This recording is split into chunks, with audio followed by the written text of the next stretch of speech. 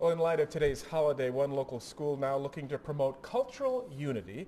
And joining us in the studio are Celia Perez Booth and Wayne Wilson. Good morning. Yes, sir. Good morning. And there's a Peace and Dignity ceremony today at Mott Community College. Celia, can you tell us a little bit about that? Yes, thank you.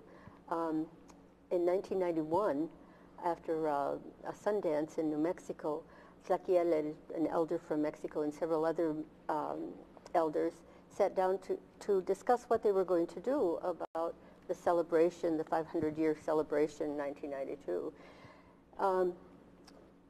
They considered that an invasion and a colonization of the indigenous people, and they didn't feel that they could celebrate like everyone else was going to at that time. And so they decided on having or using an ancient way of communication that was the relay runners. And so they decided that they would have the relay runners from all the way from Alaska and organize all the other runners from the 4 directions to meet in Mexico in the front of the Pyramid of the Sun to celebrate our survival. Well, Wayne. Yes, sir. Before we get into that, we got just a few seconds left. Tell me a little bit about the garb that you're bringing there. You've got feathers. Tell me about this.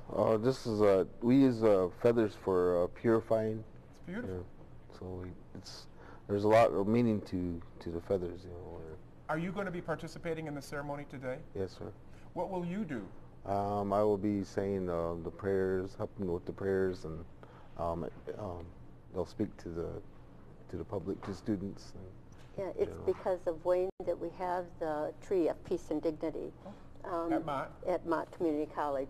And it was suggested that if people couldn't join the relay runners, that they plant a tree of peace and dignity and have a ceremony and introduce the concept of the circle where everybody sits equally. And no one is above, no one is below. Everyone is equal in that circle. And we think that's an important concept for everyone to learn. Well, thank you so much for joining us today. We want to talk to you in our next half hour. If you could stick around, we'd really appreciate it. Okay. Very interesting. Indigenous Peoples Day is what many people are referring to it. It's opposed to Columbus Day, something to